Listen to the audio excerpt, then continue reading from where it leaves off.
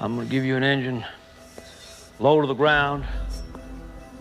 Extra big oil pans will cut the wind from underneath you. See?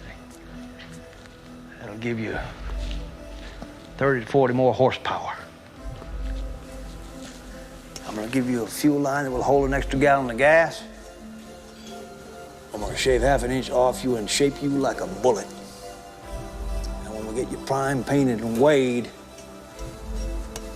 you're gonna be ready to go out on that racetrack. You hear me? You're gonna be perfect.